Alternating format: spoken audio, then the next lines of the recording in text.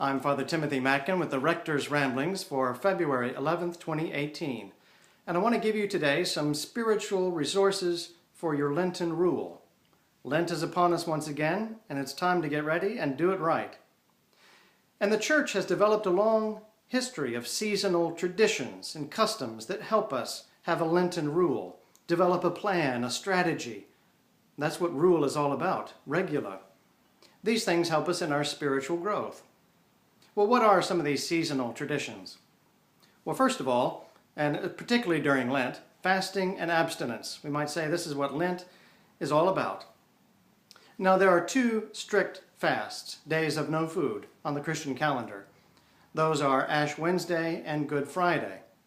And the prayer book also says that the weekdays of Lent and Holy Week are, quote, to be observed by special acts of discipline and self-denial.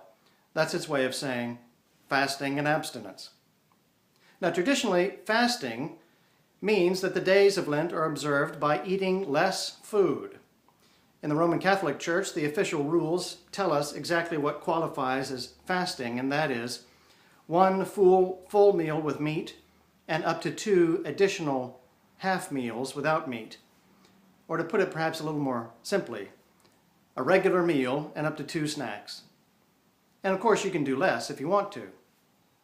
And on the Fridays of the year, especially during Lent, we add the total abstinence from flesh meat.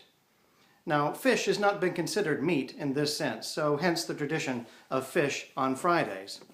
Fasting and abstinence is what Lent is all about. Well, what are some of the other traditions? Well, most people like to give up something else for Lent. They add to their abstinence. And so abstinence, in addition from any particular food that is a treat, like coffee, sodas, chips, dessert, those are good things to add to your abstinence list. Or it can be some kind of indulgence that's maybe not too good for us, but is worth practicing giving up. Things like alcohol or tobacco. Some other spiritual resources for you to consider. Almsgiving. Almsgiving. Many families collect the money together that they would have spent on meals going out or just their regular grocery bill that they fasted from, and then they set that money aside and give it to charity. And that's a great practice. On Palm Sunday in this parish, we will collect those funds together and send them off to our companion diocese of northern Malawi, located in one of the poorest regions on the earth. Your alms are greatly appreciated by our brethren. Another Lenten tradition that can help us get into the spirit of the season is worship. Now, we worship all year long. That's what a church is all about. But what we're talking about here is that in Lent, we like to increase our acts of devotion and piety. And so consider perhaps committing to praying one of the daily offices from the prayer book with your family at home. Or perhaps consider adding one more daily Mass to your routine if you don't attend one already. Work on starting new spiritual habits, and you'll find that if you do those things every day, they do indeed become habits for a lifetime. And lastly, one more tradition of Lent is spiritual reading.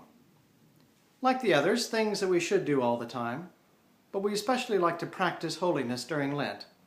And so pick up the Bible, pick up the Church Fathers, pick up some devotional reading. Disciplined, regular, planned reading from the Bible or from a Christian spiritual writer is a perfect devotion for Lent, for spiritual growth.